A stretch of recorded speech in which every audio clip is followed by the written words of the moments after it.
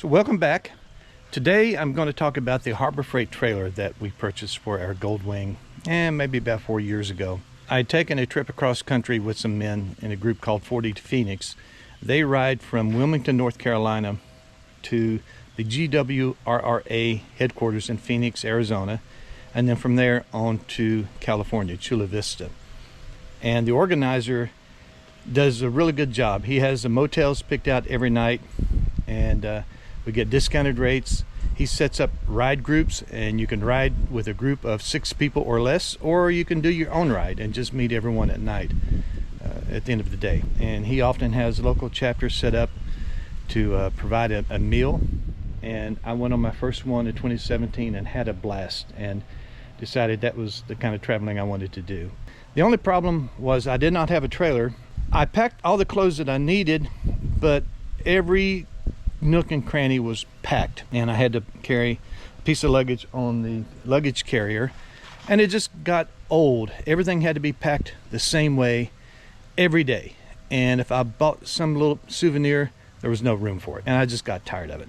And I saw a lot of people had trailers. I came back, Harbor Freight had a sale, got this trailer for $200 and something, and I did some upgrades on it. This is a popular trailer to purchase and upgrade for a motorcycle, and I'm going to cover that today in my video. But I love the thing. I've got probably 30,000 miles on this trailer now over 4 years, and highly recommend it. The very first thing that I did was to upgrade the receiver and the trailer tongue.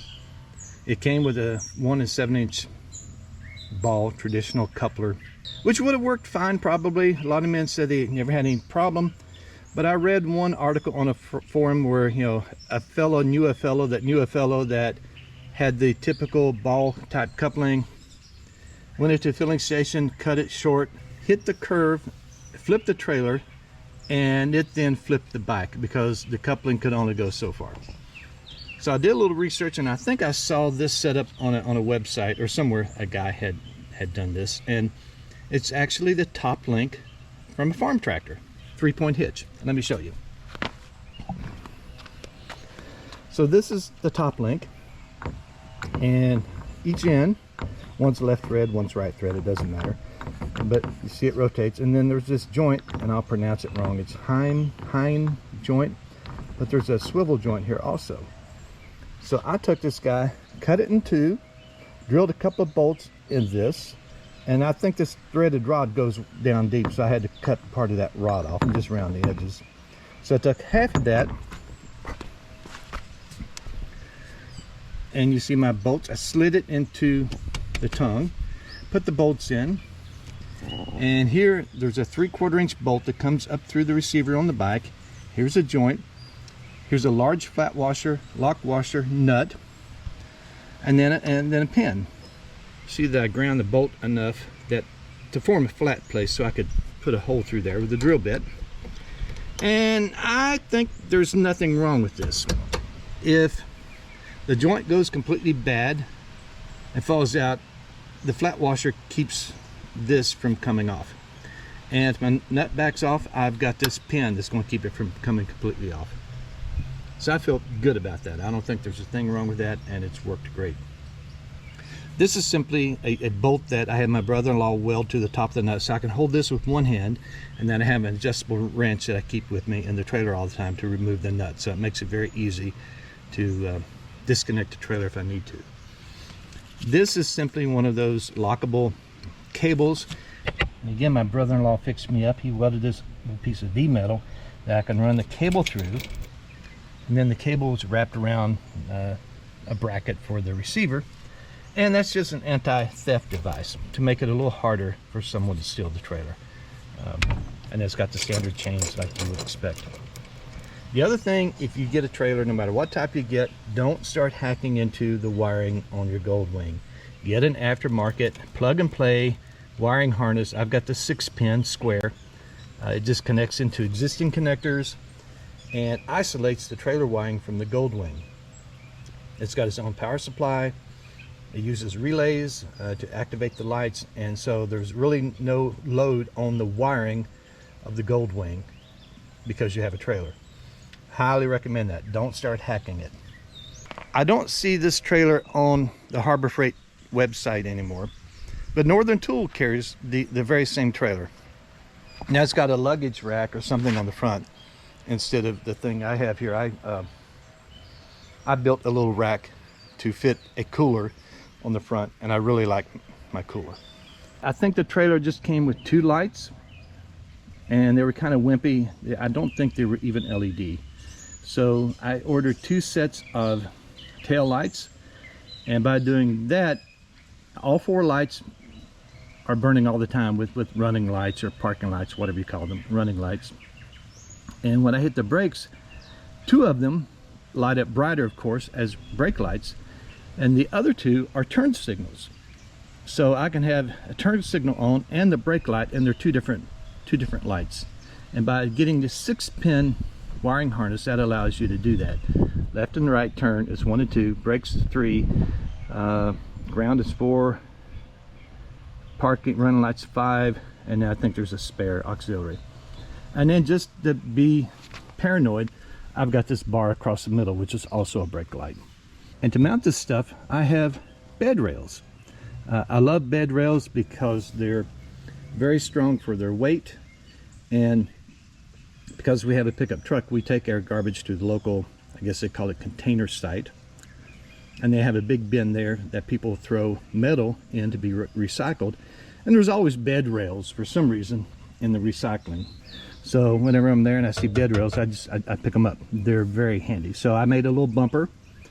This sticks out a little further than the light, so if I back into a light pole or something, I'm not going to hurt my lights. And it also protects the plastic. So I really like my little bumper. A good place to mount the tag.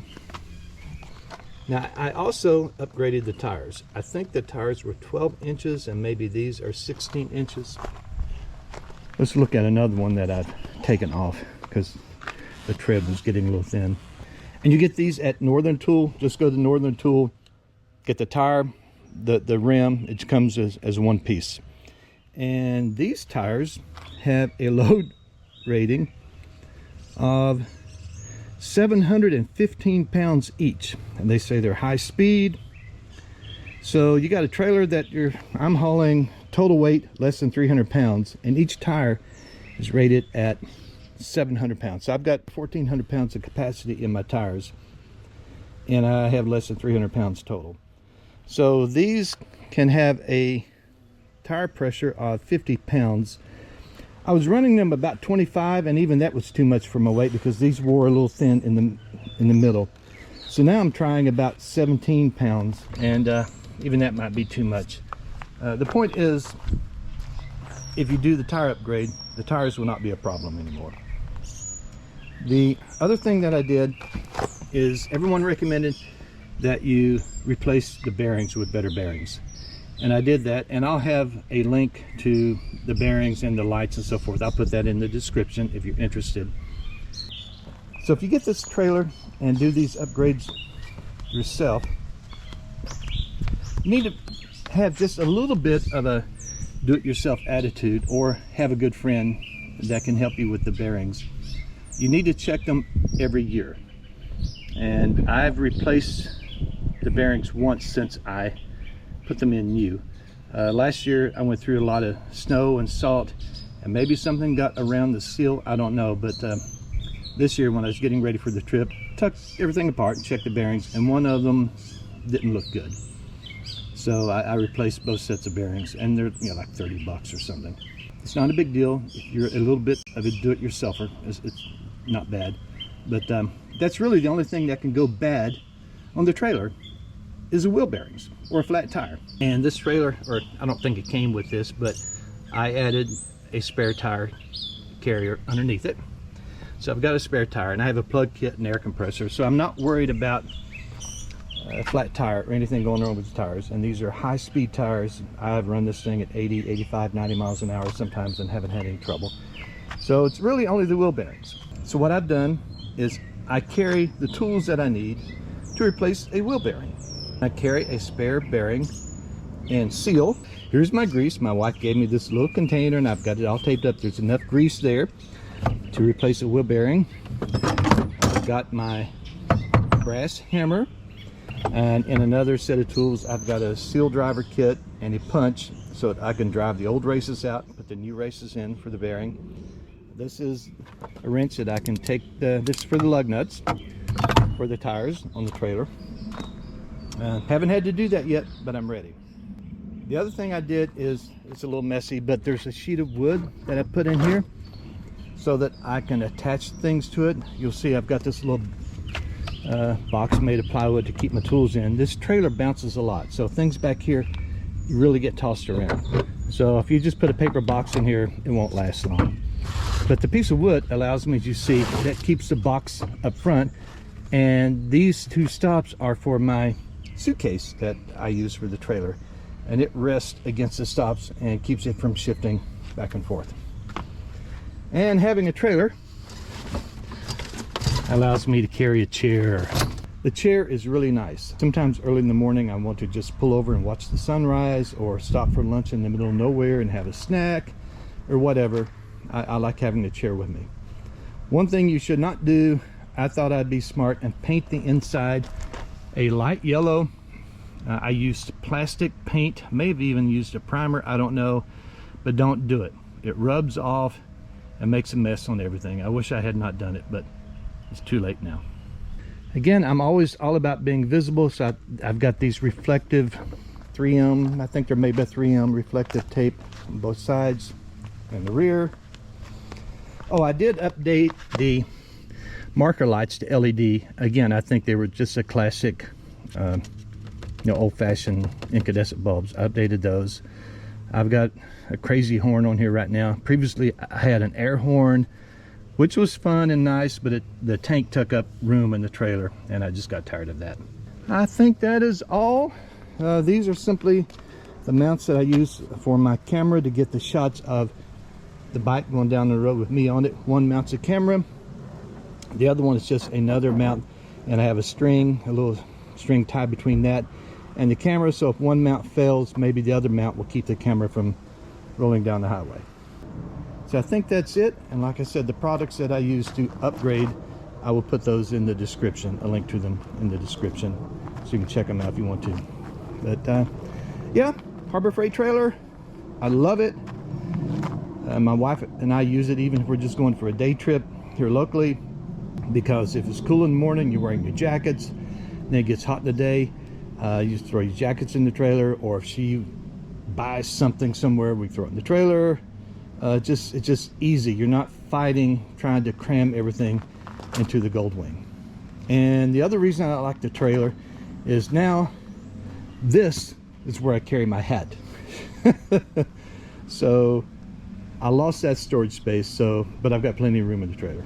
So if you made it this far, thank you and have a great day. Thanks for watching.